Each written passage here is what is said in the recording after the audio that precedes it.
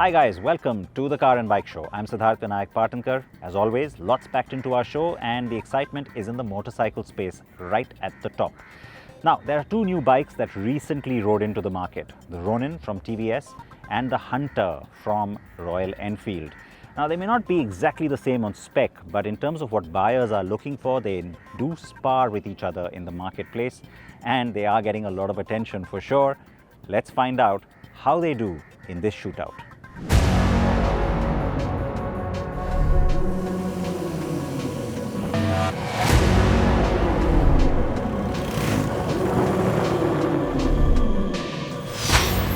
The love for the single-cylinder modern classic motorcycle seems to have a never-ending appeal.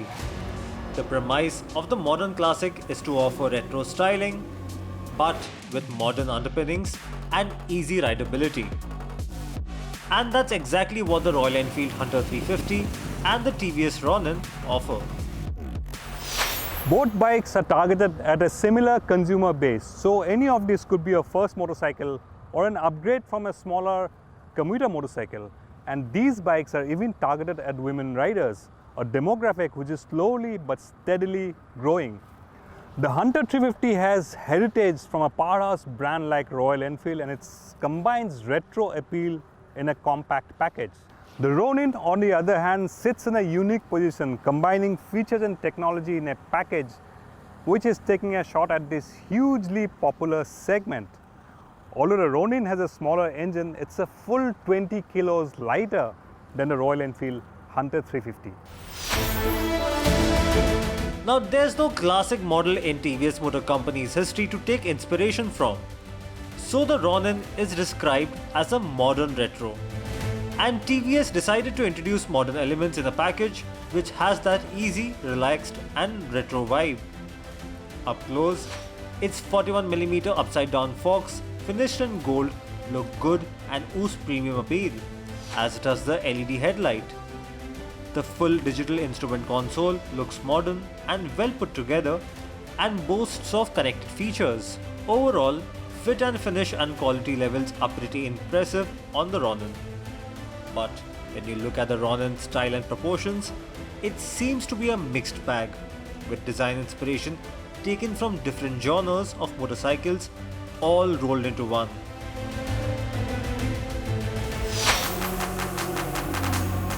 The Hunter 350 is easily the better looking motorcycle of the two. The silhouette is sporty, the proportions better, and if you are the kind who likes taking a second glance at your motorcycle every time you park it, it's clearly the Hunter which is more appealing. In fact, the Hunter's design and stance can be compared to another similar retro-style roadster from a British brand. The TVS Ronin has a design which seems to be a mix of different styles. If you look at it, chain guard looks like that of a cruiser, and it's got forward set foot pegs, quite comfortable. Really, seat height is not that much, so quite comfortable to sit on. But the styling again is a mix match. Is it a cruiser? Is it a roadster? And its scrambler influences like those block button tires and this offset speedometer console. To me, the front end looks quite nice, but it's the tail section which somewhat robs the Ronin of its aesthetic appeal. The Hunter, on the other hand, has a much tidier looking tail section. If you look at the overall silhouette, it's also a nicer looking motorcycle, well proportioned. Seat height, 790 mm, quite low enough for riders of all kinds of height. When you swing a leg over it, first thing you notice is the foot pegs are slightly rear set, and the Hunter's got a sporty and engaging riding position. But how do these bikes compare riding back to back in terms of performance, dynamics, ride quality overall? Let's go find out.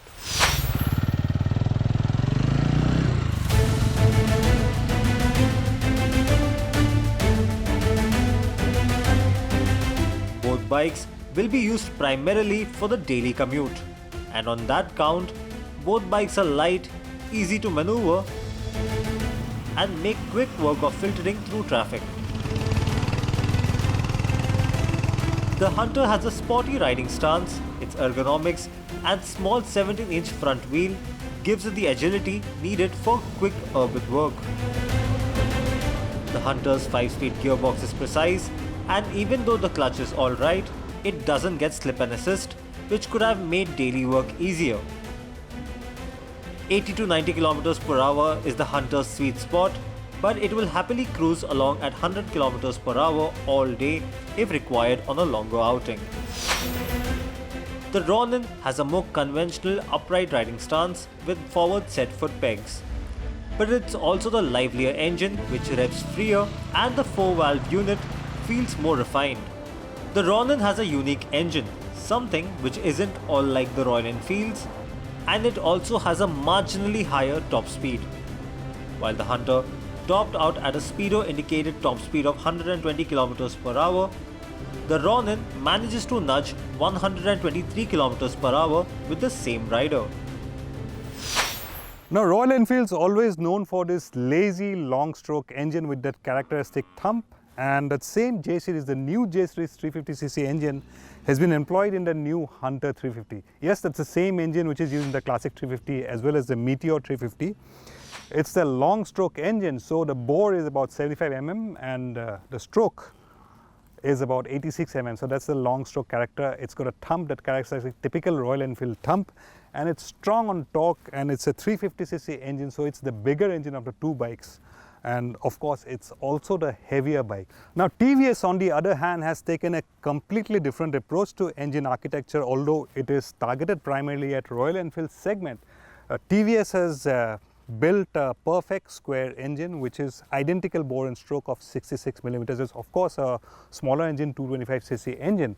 Now, the advantage of a perfect square engine is that it revs freer, slightly more rev happy, and it's a very good balance between low end torque and top end high end performance, which means it's got a broader rev range than the Royal Enfield 350cc engine. It's also got very strong low end torque. So in fifth gear, the TVS will pull cleanly from as low as 35 km per hour without me knocking, but on the Royal Enfield, you'll be happier downshifting to fourth or even third. Crawling speeds at about 5-7 km per hour even. On the Royal Enfield, you'll have to go down to first gear, but the TVS, no problems, will pull very nicely in second gear and even third gear if you desire so. So if you're a lazy kind of rider, don't want to change too many gears, the TVS Ronin, stay in fifth gear, it'll do everything for you. And of course, the Ronin is also more fuel efficient than the Hunter.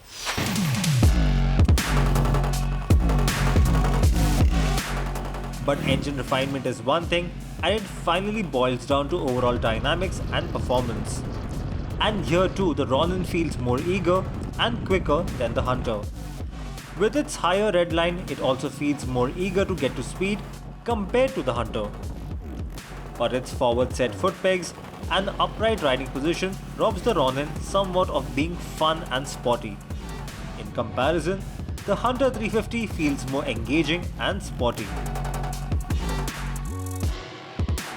But when you hit the rough patches, the Hunter's slightly stiff ride quality begins to show up. It's not bone-jarring, but the Hunter's ride quality feels stiffer than even its other 350cc siblings, the Classic and the Meteor. Comparatively, the Ronin just sails over everything you throw at it, and the Ronin's front end also feels more confident when taking on a corner. That's not to say the Hunter is lacking in agility, but it's the Ronin which feels more stable, more planted, partly due to the 41mm front suspension and partly due to the TVS Eurogrip Remora tires. And in the braking department too, it's the Ronin which offers better bite than the Hunter. And when the surface becomes really bad, the Ronin's better ground clearance also comes in handy, but you have to be a little careful when taking on broken roads and big potholes.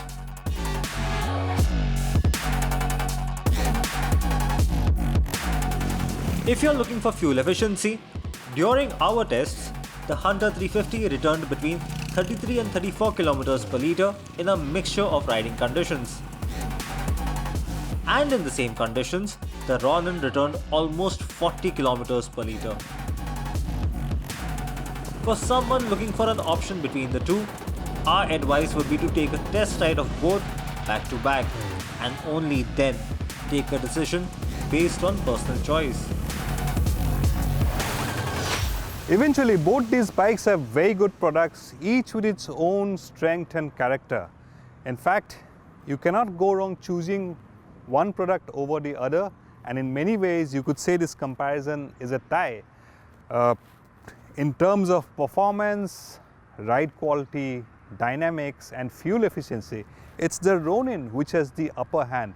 If only it had slightly more aesthetic appeal, this comparison could have very well swung in the Ronin's favor.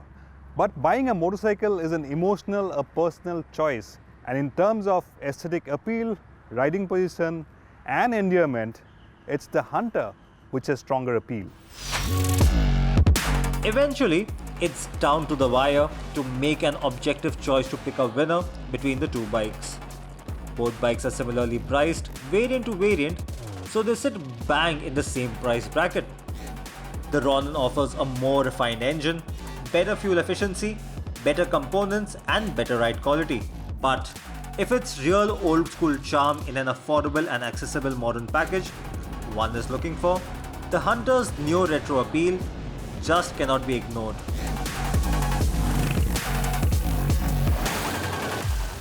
So, two hot new bikes and Preetham having some fun with both of them. I bet you have a favorite. You can tell me which one you like more. You can tell me that on Twitter or on Instagram at Sid Partankar. Let's take a short break. I come back and take you into the world of N Line. This time it's the Venue.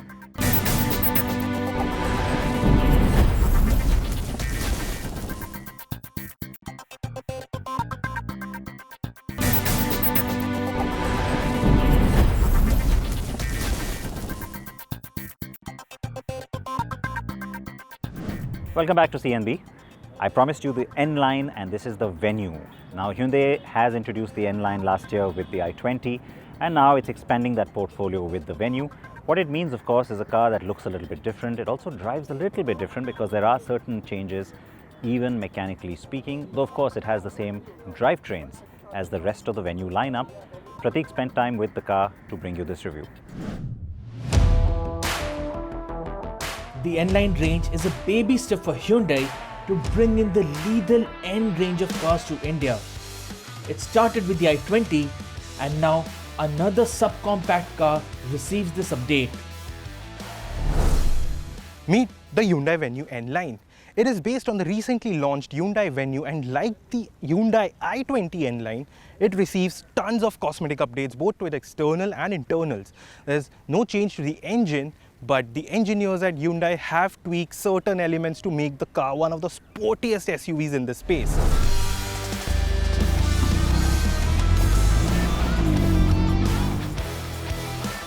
Performance is key here, so that's where we start. The Venue N Line is based on the top spec version of the turbocharged petrol unit. But as far as the gearbox option goes, Hyundai misses out on an opportunity to include the manual gearbox and depends solely on the 7-speed DCT unit. Anyways, there's significant alterations made to the Venue N Line when compared with the standard version. Now firstly is the suspension setup. Hyundai says that it is firmer by 34% and that actually translates into how the car reacts. Its cornering ability is much more evident, but it also is able to control itself. It handles itself quite well on a straight line and it even feels very planted, and so that gives you a very comfortable ride inside. That was something that was missing with the older Venue, with the standard version of the Venue in fact. Apart from that, the company says that the steering wheel is also recalibrated. There is the new steering wheel. We've seen this on the i20 N Line as well, and it's the same version that we get with the Venue as well, and it is slightly recalibrated. So there is an extra weight added to it, which actually helps you when you're going into corners. But the difference isn't a whole lot when you compare it with the standard version of the Venue, but that added weight certainly helps you if you want to chuck the car hard into corners. Disc brakes on all four wheels and a throatier, richer exhaust note adds to the sporty credentials of the car. trust us, it sounds splendid.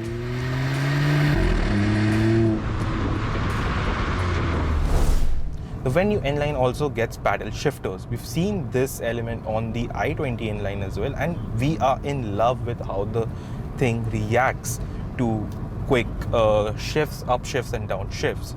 The 4 disc brakes that is standard on the N line of the Venue has enough potency in it, and it gives a very good bite. But that spongy feeling that we had felt with the Venue, it's still there, it hasn't gone, but it's still slightly much more better when you want to brake with an emergency, with an urgency. So that really helps, and that's actually a good part that Hyundai has done with the Venue N Line. The Venue N Line, as is with the N Line range, features cosmetic tweaks that adds a new layer of character to the car. N Line badging on the front grille, revised front and rear bumpers, red accents on the lower section, red inserts on the roof rails, and a new alloy design for the 16-inch wheels with red front calipers make up for the changes on the outside.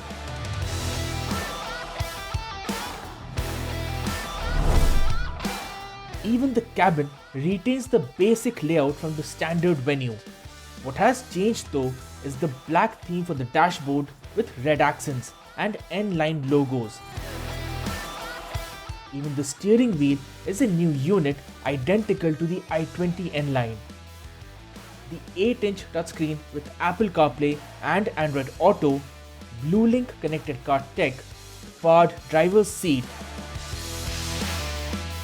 integrated air purifier and a digital instrument cluster are also carried over from the SX optional trim the car is based on. But a new and thoughtful addition here is a dash cam with dual camera. Since there aren't many changes to this car from the standard version, even safety kit is identical. 6 airbags, ESP, hill start assist and brake assist are all part of the standard fitment. The Venue N Line comes in 2 trims, N6 and N8, but these are offered at a premium over the variants. While a 58,000 rupees price difference for the latter over the SX optional version seems understandable, what surprises us though is the 1,19,000 rupee difference between the N6 and the S optional trim.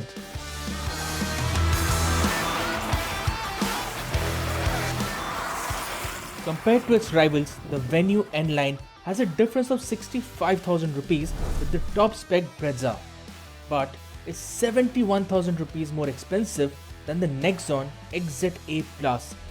And we are not even considering the dozens of special editions the Indian car maker offers.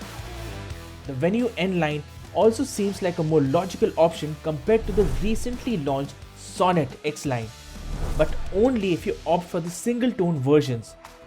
Dual tone versions end up close though when it comes to costing. Hyundai has made an honest effort in converting its regular SUV in one of the sportiest cars in the segment. A manual gearbox is sorely missed, but the automatic version doesn't fail to impress us.